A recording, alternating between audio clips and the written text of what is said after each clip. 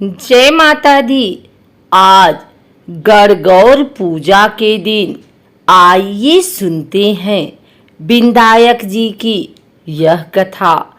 एक ब्राह्मण था जो नित्य प्रतिदिन सुबह उठकर गंगा जी स्नान के लिए जाता और आकर विनायक जी की पूजा करता और विनायक जी की कहानी सुनता था।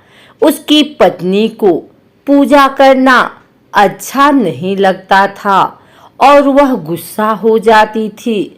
कहती थी कि सुबह पहले पूजा करने के लिए बैठ जाते हो, मैं झाड़ू निकालती हूँ, घर का काम करती हूँ, तुम्हें कोई काम नहीं है क्या? ब्राह्मण उसकी बात को सुनता ही नहीं था। एक दिन ब्राह्मण गंगा जी नहाने के लिए चला गया और पीछे से ब्राह्मणी ने विनायक जी को छुपा कर रख दिया। वापस आकर ब्राह्मण ने कहा कि विनायक जी की मूर्ति कहाँ गई? तो ब्राह्मणी बोली कि मुझे तो नहीं पता कहाँ गई। ब्राह्मण ने खाना नहीं खाया और पानी भी नहीं पिया। राम ने कहा कि जब तक मैं विनायक जी की पूजा नहीं कर लेता तब तक अन्न जल ग्रहण नहीं कर सकता।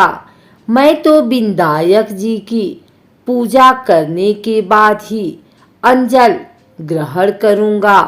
ब्राह्मणी ने ब्राह्मण को बहुत समझाया कि खाना खा लो, लेकिन उसने नहीं खाया।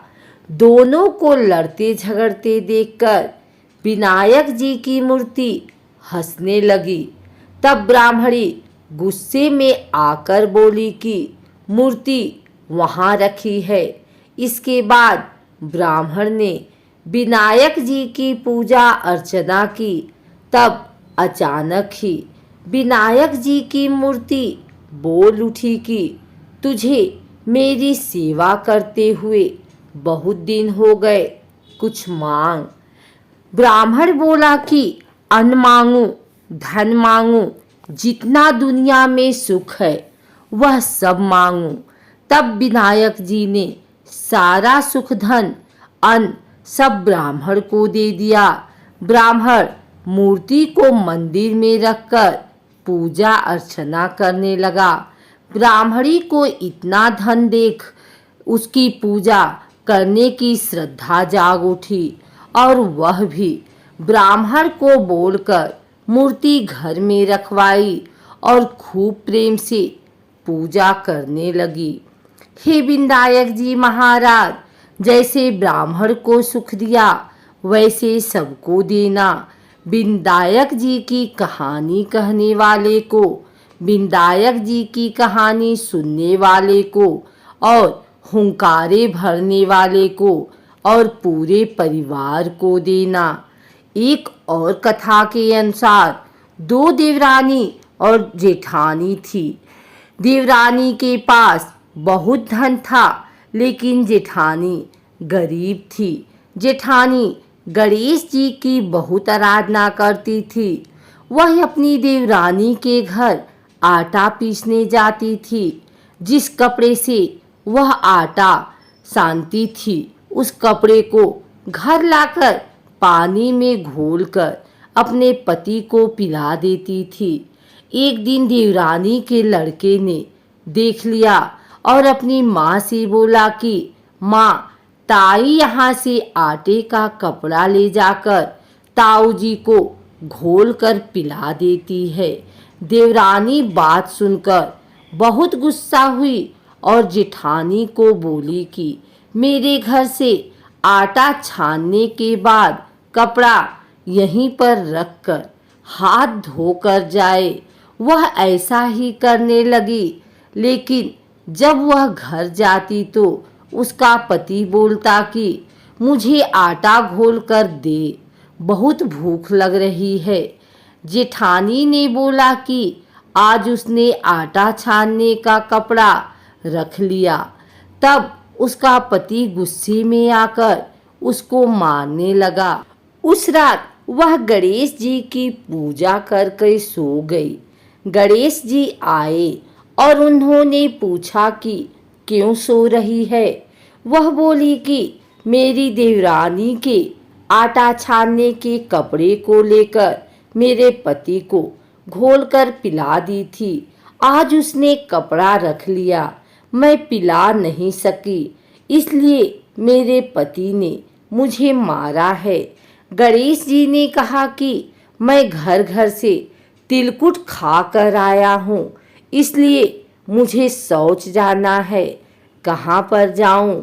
उसने कहा कि महाराज बहुत जगह पड़ी है, कहीं पर भी चले जाओ। गणेश जी शौच करके वहाँ से चले गए।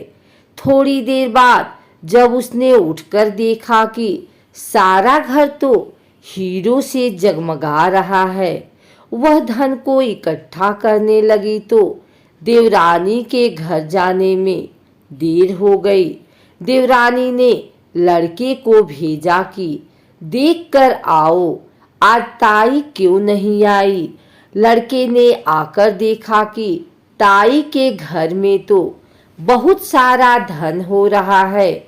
उसने जल्दी से जाकर अपनी माँ को बताया। देवरानी दौड़ी दौड़ी आई और पूछा कि तेरे यहाँ इतना धन कहाँ से आया। तब जेठानी ने सारी बात बता दी। इतनी सुनकर देवरानी घर पर आई और अपने पति से बोली कि मुझे भी लकड़ी से मारो।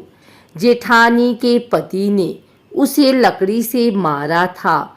उसके घर बहुत धन हो गया।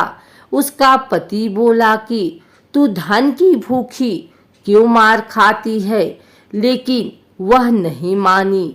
उसके पति ने उसे खूब मारा। वह सारा मकान खाली करके गणेश जी का नाम लेकर सो गई। गणेश जी आए और बोले कि मैं घर घर से तिलकुट खा कर आया हूँ, इसलिए मुझे शौच जाना है, कहाँ पर जाऊँ। तब वह बोली कि महाराज मेरे तो बहुत बड़ा मकान है, कहीं पर भी चले जाओ। गणेश जी शौच करके वहाँ से अंतर ध्यान हो गए। थोड़ी देर बाद वह उठकर देखी तो उसने देखा कि घर में बहुत सारा कूड़ा कचरा रखा हुआ है। यह देखकर वह बोली कि महाराज आपने तो मेरे साथ कपट किया है। जेठानी को तो इतना सारा धन दे दिया और मुझे कूड़ा करकट दिया है। गणेश जी वहाँ आए और बोले कि तू धन की भूखी मार खाई और वह धर्म की भूखी। देवरानी बोली कि महाराज यह सब कूड़ा कचरा समेटो, मुझे तो धन नहीं चाहिए। तब गणेश जी ने कहा कि तेरे पास जितना धन है उसमें से आधा जिठानी को दे दे, तब यह सब कूड़ा कचरा समेट लूँगा। देवरानी ने जब अपने धन में से आधा धन जेठानी को दिया, तब गणेश जी ने अपनी सारी माया समेटी। हे गजानन गणेश जी महाराज, देवरानी को दिया वैसा किसी को मत देना, जेठानी को दिया वैसा सबको देना। विनायक जी की कहानी कहने वाले को, विनायक जी की कहानी सुनने वाले को, हुंकारे देने वाले को और पूरे परिवार को देना। तो बोलो गजानन गणेश जी महाराज की जय, विनायक जी महाराज की जय।